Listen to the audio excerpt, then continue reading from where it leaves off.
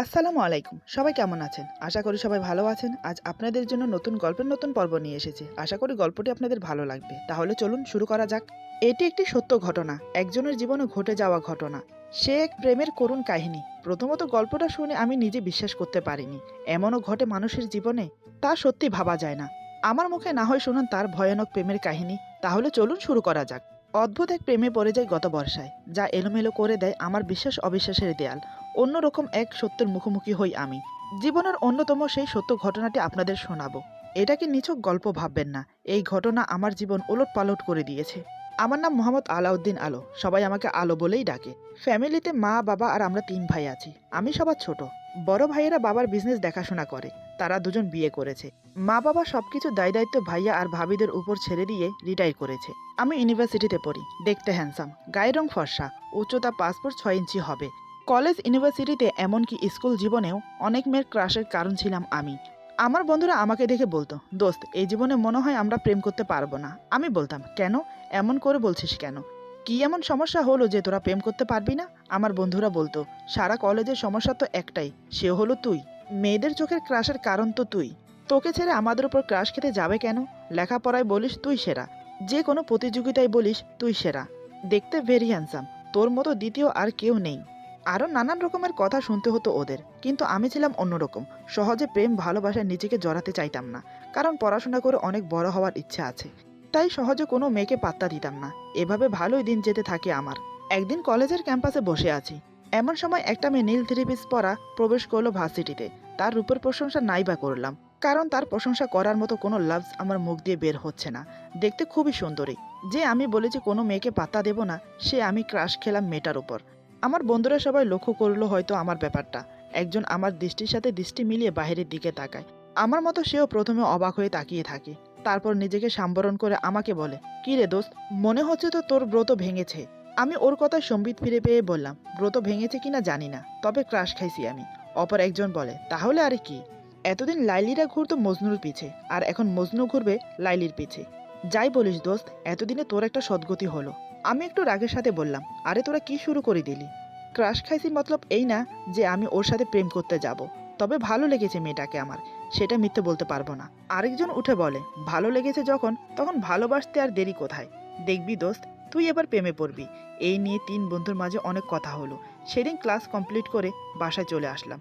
তবে মেয়েটার চেহারা বারবার চোখের উপর ভাসছে। মনে মনে ভাবলাম, কাল কলেজে গিয়ে সর্বপ্রথম ওর সাথে পরিচিত হব। এসব ভেবে কোনোরকম রাত পার করলাম।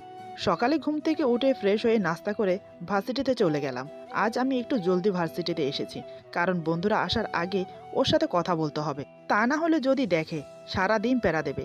ভাগ্য ভালো ছিল, আমার বন্ধুরা কেউ আসেনি, আর মেয়েটা ক্যাম্পাসে বসেছিল। আমি এগিয়ে গেলাম ওর কাছে। তারপর লম্বা করে একটা সালাম দিলাম, আসসালামু আলাইকুম। মেয়েটা ডায়েরিতে কিছু লিখছিল, আমার উপস্থিতি টের পাইনি। আমি সালাম দেওয়াতে ডায়েরি বন্ধ করে আমার দিকে তাকিয়ে ওয়ালাইকুম সালাম বলে। আমি বললাম, কেমন আছেন? মেয়েটি বলে, জি ভালো, আপনি? আমি বললাম, আলহামদুলিল্লাহ ভালো আছি। কিছু মনে না করলে আপনার নামটা কি জানতে পারি? মেয়েটা কোনো সংকোচ না করে বলে, লাইলা আক্তার। ওর নামটা শুনে একটু অবাকই হলাম। কাল তো আমার বন্ধুরা এই নাম বলে আমাকে প্যারা দিচ্ছিল। ওদের নামের সাথে একদম মিলে গেল, লাইলা। আমি চুপ করে ভাবছি দেখে মেয়েটি বলে, এই যে মিস্টার, কি এত ভাবছেন? আমি বললাম, কিছু না। মেয়েটি বলে, আপনার নাম? আমি বললাম, আলো। আপনি কি এই ভার্সিটিতে নতুন? লাইলা বলে, জি। আমার হাতে একটু কাজ আছে, আমি তাহলে আসি। এই বলে লাইলা চলে গেল। মেয়েটার সাথে কথা বলে বুঝলাম একটু অহংকারী। তবে আমার ভালো লেগেছে, তাই আমি প্রায় ওর সাথে যেচে কথা বলতে যেতাম। কিন্তু মেয়েটা বিরক্ত হতো। এর জন্য আমি আমার বন্ধুদের কাছে হাসির পাত্র হয়ে গেলাম। এভাবে আরও কয়েক মাস কেটে গেল, কিন্তু লাইলা আমাকে পাত্তা দেয়নি। আমিও হাল না ছেড়ে পিছনে পড়ে আছি। কাল থেকে ইউনিভার্সিটি বন্ধ। মনে মনে ভাবলাম নানার বাড়ি যাব। তাই সবকিছু রেডি করে নানার বাড়িতে যাচ্ছিলাম ঢাকা থেকে। প্রায় ৫-৬ বছর পর যাচ্ছি। মা বাবা ব্যস্ত, ওনারা যেতে পারবে না। তাই ইউনিভার্সিটি থেকে ছুটি পেয়ে আমি একাই পথ দিলাম। সারপ্রাইজ দেওয়ার জন্য নানার বাড়িতে ফোন না করেই বের হলাম। ট্রেনে বসে বসে এসব ভাবছি। বিকেলের দিকে টিকিট কেটে ট্রেনে বসেছি।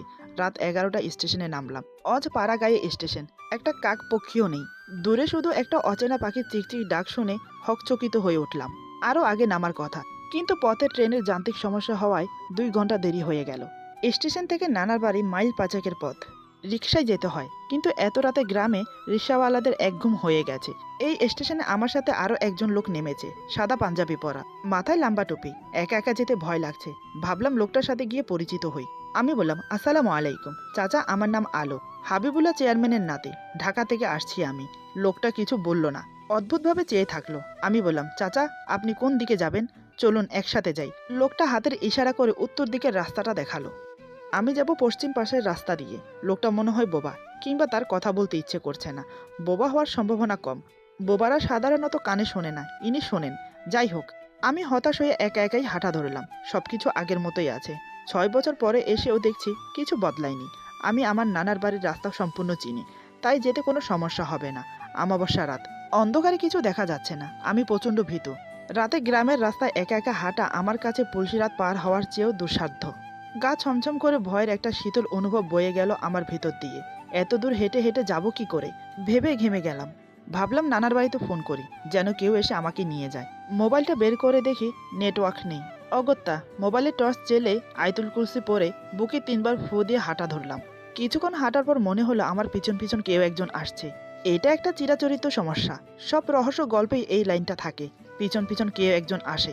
এমনকি রহস্য পত্রিকায় অনেক রহস্য গল্পতেই এই লাইনটা পড়েছি আর হেসে খুন হয়েছি। মনে মনে ভেবেছি লেখকেরা বুঝে আর কোনো লাইন পায় না, কিন্তু বাস্তবেও যে এরকম একটা অভিজ্ঞতা হতে পারে তা আজ বুঝলাম। ভয়ে আমার গলা শুকিয়ে এলো। এসব ক্ষেত্রে নিয়ম হচ্ছে পিছন ফিরে তাকানো যাবে না। পেছনে ভূত থাক আর পেতনি থাক, কোনো আগ্রহ দেখানো যাবে না, সোজা হেঁটে চলে যেতে হবে। কিন্তু আমার যে এখন ঝেড়ে একটা দৌড় দিতে ইচ্ছে হচ্ছে, কি করব বুঝতেছি না। একবার মনে হলো সাদা পাঞ্জাবি পরা লোকটা নাকি হয়তো আমাকে ভীতু ভেবে ভয় দেখাচ্ছে। পেছনের লোকটার হাঁটার আওয়াজ বেড়েছে। আমি আর থাকতে না পেরে পিছন ফিরে তাকালাম। দেখি কেউ নেই, কিন্তু আওয়াজটা অবিকল আছে। মনে হচ্ছে দপ দপ করে পা ফেলে কেউ এগিয়ে আসছে। হঠাৎ করে হালকা মিষ্টি একটা গন্ধ এসে লাগলো আমার নাকে। মিষ্টি জর্দা দিয়ে পান খাওয়ার গন্ধ। আমার মাথা চক্কর দিয়ে উঠল। মনে হলো ঘুরে পড়ে যাব। আমার ভয় এখন চরম অবস্থায়। বুকের মধ্যে যেন ভূমিকম্প শুরু হয়ে গেছে। হার্টবিট হাঁপসের মতো উঠানামা করছে। আমি উল্টোর দিকে ফিরে একটা দৌড় দিলাম। বারবার নিজেকে গালি দিচ্ছি কেন যে ফোন করে এলাম না। পেছনের অদৃশ্য মানবটার দৌড়ের আওয়াজ স্পষ্ট কানে আসছে। ধীরে ধীরে তা কাছে চলে আসছে। এভাবে আমি মাইল খানিক চলে এসেছি, আরও বেশিও হতে পারে। আমার কোনো হুঁশ নেই। প্রাণপণ দৌড়চ্ছি, কোনো মতেই ধরা দেওয়া যাবে না। এটা আমার জীবন মরণ খেলা। তবে কাদের ব্যাগ নিয়ে বেশিক্ষণ দৌড়াতে পারলাম না। ক্লান্ত অবসন্ন হয়ে উঠল শরীর, নুয়ে পড়েছি আমি। এ যাত্রায় আমি মনে হয় শেষ। মৃত্যুর ভয় আমাকে গ্রাস করে নিল। আমি যেন অচেতন্য হয়ে যাচ্ছি, চলে যাচ্ছে জীবনের শেষ প্রান্তে, মৃত্যুর শিহরণে। মিষ্টি গন্ধটা নাকের কাছে চলে এসেছে। কলিজাটা মোচড় দিয়ে উঠল। এক মুহূর্তের জন্য মা বাবার ছবিটা ভেসে উঠল মনের আয়নায়। ইউনিভার্সিটির লাইলার কথা মনে হলো। মনে মনে বললাম, বিদায় লাইলা, আর তোমার পিছে পিছে ঘুরে বিরক্ত করব না, বিদায়। আমার ঘাড়ে স্পষ্ট ছোঁয়া অনুভব করলাম, ঠান্ডা শীতল কিছু একটার। ঘাড়ে হাত দিয়ে দেখি পানি, বৃষ্টি নামছে। কিছুটা প্রাণ ফিরে পেলাম। ভিজে যাচ্ছি আমি। পাশে একটা বাড়ি থেকে নারী কণ্ঠে খিলখিল হাসির আওয়াজ শুনলাম। অত শত না ভেবে দৌড়ে রাস্তার পাশে থাকা বাড়িতে আশ্রয় নিতে ছুটলাম। দূর থেকে বাড়ির ভেতর আলো জ্বলছে দেখতে পেলাম। বাড়ির ভিতরে প্রবেশ করে অনেকক্ষণ ধরে নক করলাম দরজায়। কেউ দরজা খুলল না। এত রাতে কেউ দরজা খোলার কথাও না। গ্রামের বাড়ি, কিন্তু একটু আগেও তো হাসির আওয়াজ শুনলাম, আলোও দেখতে পেলাম দূর থেকে। তাহলে এত তাড়াতাড়ি ঘুমাই কি করে? আবার মনে মনে ভাবলাম, গ্রাম অঞ্চল, নিশ্চয়ই চোর ডাকাতের ভয় আছে। আমাকে হয়তো চোর ডাকাত ভেবে ভয়ে দরজা খুলছে না। হতাশ হয়ে বাড়ির দরজায় বসে পড়লাম। ঘর থেকে একটু দূরে একটা কবর দেখতে পেলাম। উত্তেজনায় আমার সব ভয় মুহূর্তে উবে গেল। অন্য সময় হলে কবর দেখলে অজ্ঞান হয়ে যেতাম। কবরকে খুব ভয় পাই আমি, কিন্তু আজ কেন ভয় করছে না, কেন জানি না। হঠাৎ করে দরজাটা খুলে গেল। আমি উঠে দাঁড়ালাম। দেখি এক বৃদ্ধ মহিলা দাঁড়িয়ে আছেন অন্ধকারে, পরনে সাদা শাড়ি বলে মনে হলো। আমি সালাম দিয়ে আমার নানার বাড়ির নাম বললাম। বৃদ্ধা বলেন, ও চিনেছি, তুমি হাবিবুল্লাহ চেয়ারম্যানের নাতিন। আমার নানাকে সবাই চেনে, বিখ্যাত লোক এলাকার। আমি বললাম, আমি ঢাকা থেকে আসছি, ভিজে যাচ্ছি বলে একটু আশ্রয় নিয়েছি, বৃষ্টি থামলেই চলে যাব। বৃদ্ধা আমাকে ভিতরে নিয়ে বসালেন, তারপর গামছা এনে দিলেন মাথার পানি মোছার জন্য। আমি একটু অবাকই হলাম। ঘরময় অন্ধকার, কিছু দেখা যাচ্ছে না।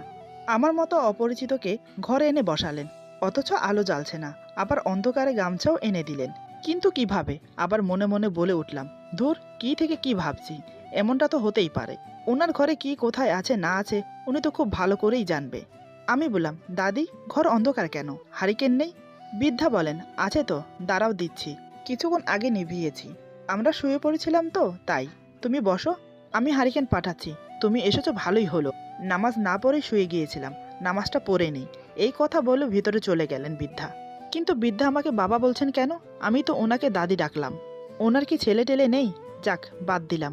মনে হয় বিদ্যা একা থাকে না, তার সাথে নিশ্চয়ই আরও কেউ আছে। এসব ভাবছি মনে মনে। এমন সময় হারিকেন আর খাবার নিয়ে এলো এক অপরূপা সুন্দরী মেয়ে।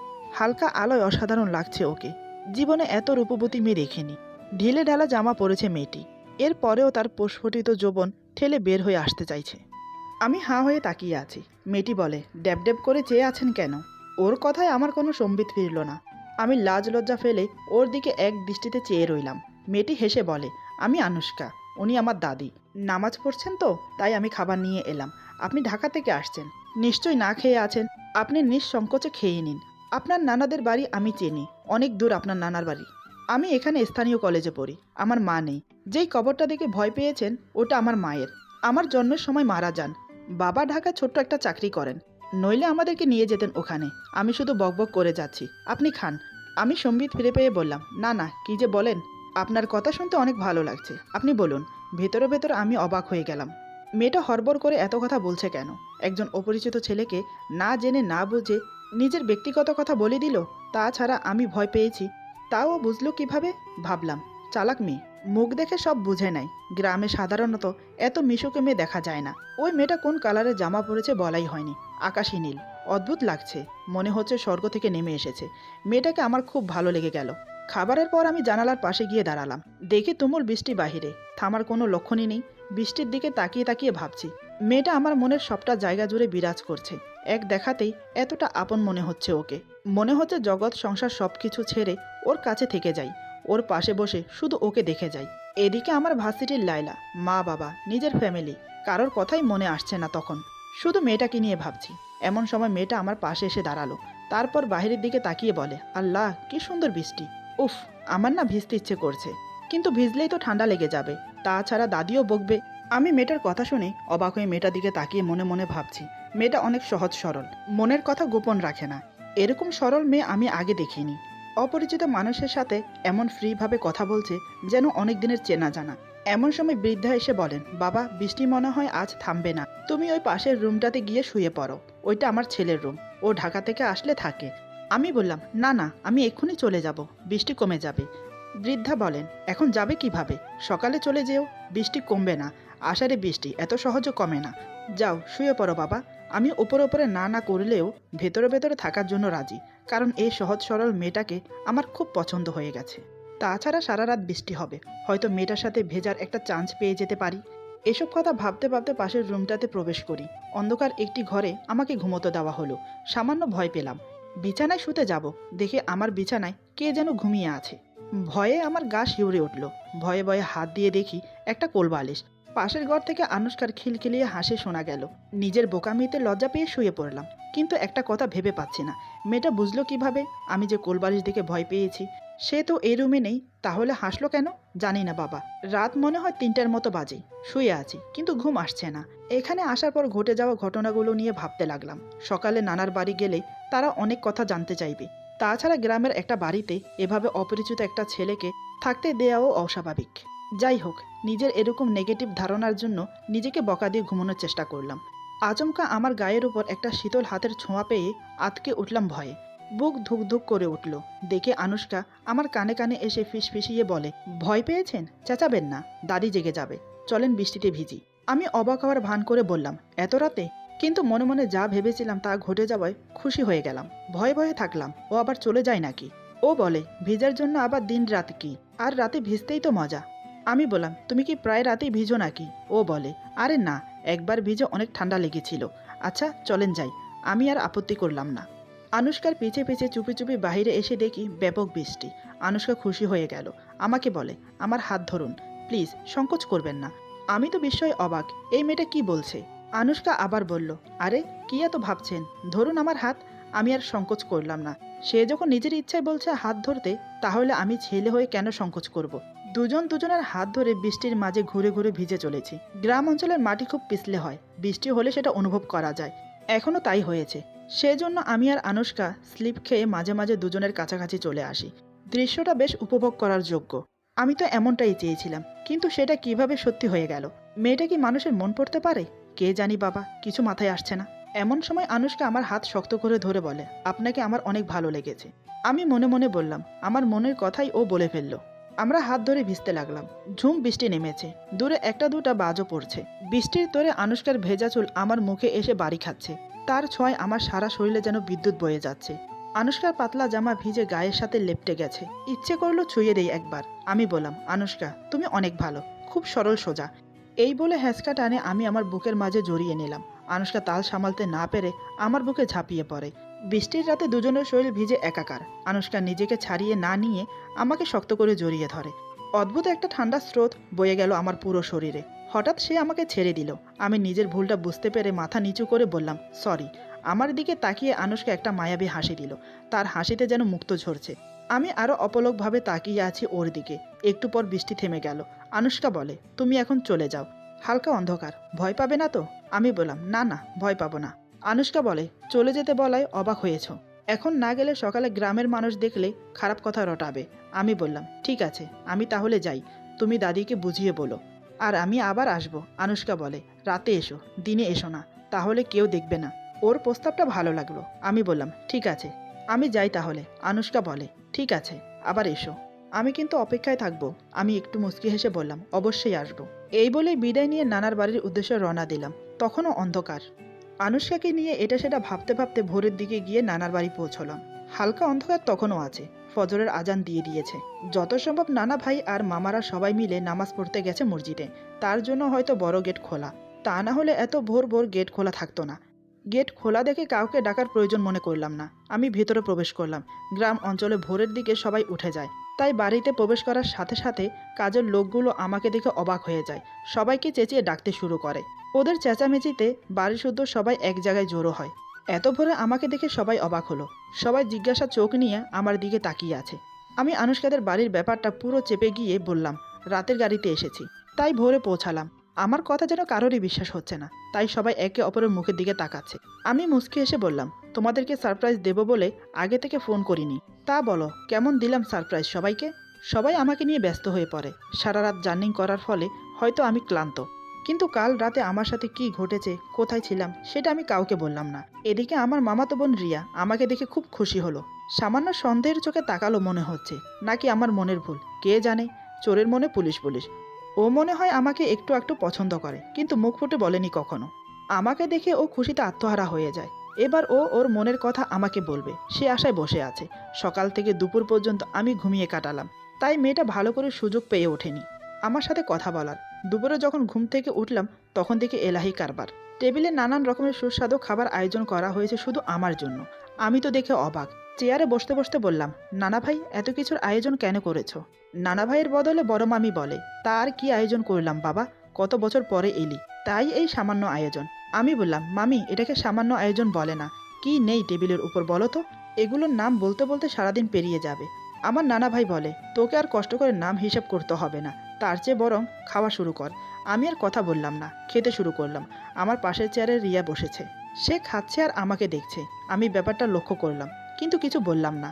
খাওয়া দাওয়া শেষ করে নিজের রুমে এসে বসলাম। তখন রিয়া আসে আমার রুমে। আমি তখন চোখ বন্ধ করে আনুশকার কথা ভাবছি।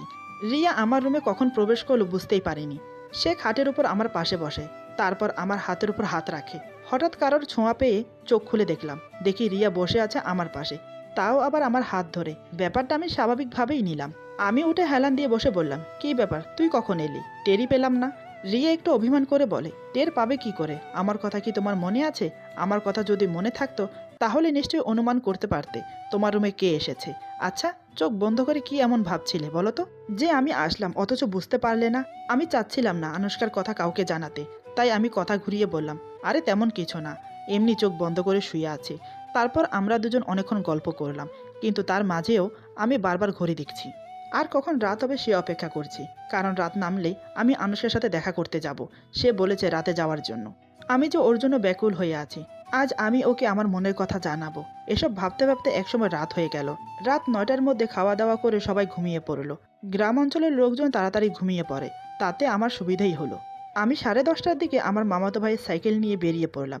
যে ছেলেটা ভূতে ভয় পায়, আজ সে রাতের অন্ধকারে একাই সাইকেল চালিয়ে যাচ্ছে। কি অদ্ভুত ব্যাপার, তাই না? এক সময় আমি আনুশকার বাড়ির সামনে চলে এলাম। ঘরের ভেতর যত সম্ভব হারিকেন জ্বলছে। কি আশ্চর্য, আমি বাড়ির ভেতর প্রবেশ করার সাথে সাথে হারিকেন নিভে গেল। আমি বাহিরে দাঁড়িয়ে রইলাম, চিন্তা করছি কি করব। আনুশকাকে ডাকবো এসব ভাবছি, হঠাৎ আনুশকা কোত্থেকে এসে যা করলো তার জন্য আমি সত্যি প্রস্তুত ছিলাম না। এমন আচরণ এর আগে আমার সাথে কেউ করেনি।